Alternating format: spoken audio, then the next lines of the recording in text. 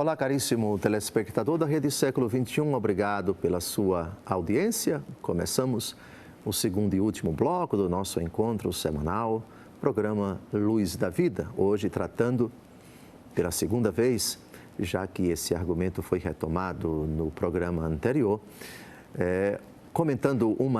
estamos a comentar uma das teses de Martinho Lutero, que sintetizam suas 95 afirmações que ele afixou na porta do castelo de Nuremberg, cidade da Alemanha, no dia 31 de outubro de 1517.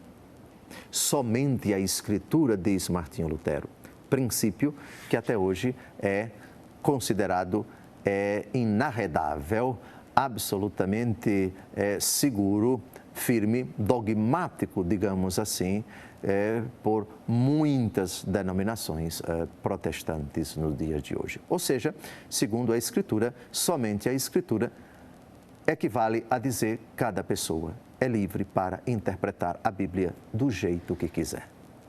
Porque ele pode invocar o Espírito Santo, já tem o Espírito Santo, e o Espírito Santo o ajuda a interpretar infalivelmente a palavra de Deus escrita. Já vimos alguns argumentos no primeiro bloco, citando o diálogo de Filipe com o eunuco da rainha de Candace, no capítulo 8 dos Atos dos Apóstolos. Citamos também a segunda carta de São Pedro, capítulo 1, versículo 20, onde se diz que nenhuma parte da Escritura é fruto de interpretação pessoal. Hoje, agora no segundo bloco, vamos retomar alguns outros textos importantes para refutar esse princípio protestante, princípio perigoso, princípio que, na prática, incentiva o crescimento das denominações cristãs, a pulverização do número exagerado de denominações ditas cristãs espalhadas no mundo inteiro. Estima-se, com toda certeza, mais de 20 mil denominações que surgiram como fruto desse princípio de Martinho Lutero, somente a Escritura. Vamos ao segundo texto da segunda carta de São Pedro, agora o capítulo 3, versículos de 15 a 16. Reconhecei que a longa paciência de nosso Senhor vos é salutar, como também vosso caríssimo irmão Paulo vos escreveu, segundo o dom de sabedoria que lhe foi dado. É o que ele faz em todas as suas cartas, nas quais fala nestes assuntos.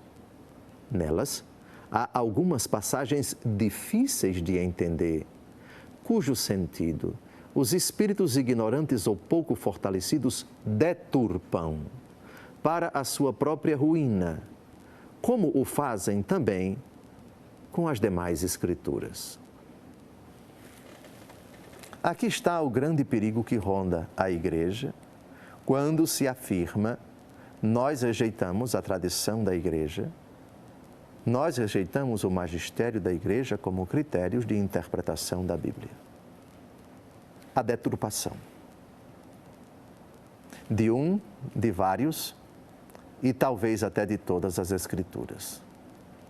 Espíritos ignorantes, desconhecedores de coisas básicas do estudo da Escritura. A Escritura lida e interpretada no seio da Igreja. Porque a Escritura foi fruto de uma ação do Espírito Santo na Igreja. O mesmo texto da 2 Pedro, capítulo 1, versículo 20. Homens inspirados por Deus escreveram, iluminados pelo Espírito Santo. Antes de tudo, a palavra de Deus foi colocada nos lábios da Igreja.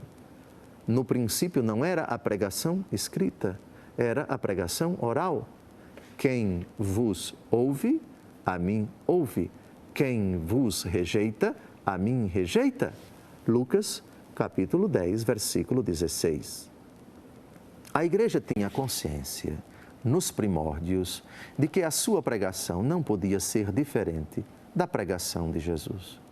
Que o anúncio da palavra de Deus devia reproduzir com fidelidade aquilo que os apóstolos testemunharam. No começo da primeira carta de São João, nós temos exatamente essa precisão. O que nós vimos, o que nós ouvimos, o que nós apalpamos do verbo da vida, isto vulo anunciamos. Primeiro nós temos Jesus, depois nós temos os apóstolos. Jesus não escreveu nada. Os apóstolos no começo, testemunhando a fé da ressurreição, testemunhando Jesus Cristo com palavras e atos, no começo apenas pregavam. Somente depois de muita pregação oral é que se sentiu no seio da igreja a necessidade de se escrever alguma coisa. O prólogo do Evangelho segundo Lucas diz exatamente isto. Muitos tentaram compor esses acontecimentos. Nós fizemos uma investigação acurada e pareceu oportuno a nós colocar de forma organizada, sistematizada, ó ilustre Teófilo, tudo aquilo que disse respeito a nosso Senhor Jesus Cristo, para que vocês verifiquem a solidez dos nossos ensinamentos. O prólogo, o comecinho do Evangelho de São Lucas, é ilustrativo nesse sentido.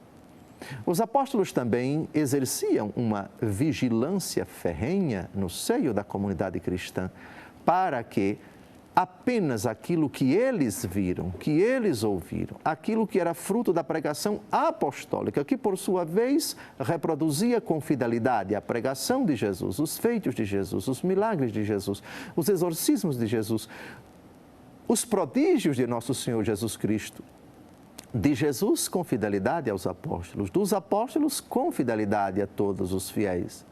E os guardiães da ortodoxia, da segura, da imutável, da intocável, da imutável pregação apostólica, era exercida primeiro por eles e depois pelos seus sucessores, os bispos. Os bispos, portanto, são já no Novo Testamento, e as cartas pastorais não deixam dúvidas da existência de episcopos, de bispos, de sucessores dos apóstolos nas diferentes comunidades. Esses exerciam a vigilância, a defesa da fé, a pureza da pregação oral, a vigilância sobre os escritos que eram lidos, sobretudo nas celebrações litúrgicas de todas as comunidades de Éfeso, de Filipo, as comunidades da Galácia, de Alexandria, de Jerusalém e assim por diante. Já havia no seio da comunidade na era apostólica esta preocupação. A interpretação segura da palavra de Deus escrita, ela mesma palavra de Deus escrita, todas essas realidades eram impensáveis fora do contexto da igreja, que tinha uma hierarquia, que tinha pastores, que tinha vigilantes. No começo, os apóstolos, eles ainda vivos, os apóstolos com os seus sucessores, os bispos, e com a morte dos apóstolos, todos os bispos.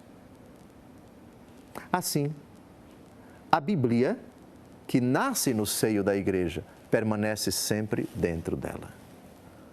A interpretação pessoal era impensável na época dos apóstolos. Estes eram, porque testemunhas da ressurreição, intérpretes seguro da verdade que eles mesmos viram, apalparam, tocaram, com ela conviveram, a verdade que é Cristo Jesus, foram testemunhas da ressurreição, fidelidade deles com aquilo que eles viram, com aquilo que eles experimentaram ao transmitir a palavra oral, ao escreverem, o critério severo de vigilância sobre os escritos que eram lidos nas comunidades e que depois passaram a integrar aquilo que nós chamamos de Novo Testamento, e a interpretação deste texto escrito era reservada aos sucessores dos apóstolos, os bispos. Martinho Lutero nega tudo isto. Martinho Lutero tira a interpretação de fora da Escritura como critério objetivo, os bispos da igreja. E diz, cada um pode interpretar, você não precisa de papa, você não precisa de bispos. Gálatas, capítulo 1, versículo 7, um outro texto que mostra que dentro da comunidade cristã já havia pessoas com esse sentimento. Eu não preciso dos apóstolos nem dos bispos para interpretar as Escrituras. E isso gerava problemas, e isso foi combatido duramente pelos apóstolos. Vejamos o que diz a carta aos Gálatas. De fato, não há dois evangelhos. Há apenas pessoas que semeiam a confusão entre vós e querem perturbar o evangelho de Cristo. Na comunidade cristã de Corinto, já havia essa preocupação do apóstolo Paulo. Esse perigo, esse risco existia. Ele diz, uns dizem, primeiro aos Coríntios, eu sou de Paulo, eu sou de Cefas, eu sou de Apolo, eu sou de Cristo. Estaria Cristo dividido? Cada grupinho tinha o seu jeito próprio de interpretar a Escritura. Um problema grave. Colossenses capítulo 2, versículo 8, temos um outro texto.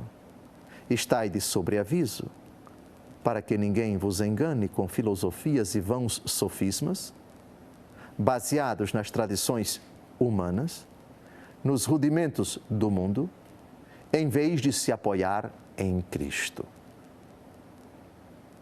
Cristo nunca é concebido no Novo Testamento sem a sua igreja. A carta aos Colossenses, esta diz que Jesus Cristo é a cabeça da igreja e esta, por sua vez, é o seu corpo. A carta aos Hebreus, cujo autor não nos é conhecido, diz no capítulo 13, versículo 9, não vos deixeis desviar pela diversidade de doutrinas estranhas. É muito melhor fortificar a alma pela graça do que por alimentos que nenhum proveito trazem aos que a eles se entregam. Cada doutrina estranha é fruto de uma interpretação pessoal. A palavra de Deus não pode se sujeitar a isto. 2 Pedro, capítulo 1, versículo 20, nenhuma escritura é fruto de interpretação pessoal. Este foi o erro de Martinho Lutero ao propugnar esse princípio que não se encontra na Escritura, a saber, somente a Escritura. A Bíblia nunca disse isto. Não existe um único versículo na Bíblia que sustente esta aberração teológica. A Bíblia, portanto, quis o Deus Todo-Poderoso, quis nosso Senhor Jesus Cristo, que fosse redigida pela Igreja, protegida pela Igreja e interpretada por uma instância dentro da Igreja, o magistério eclesiástico, o Papa e o Colégio dos Bispos.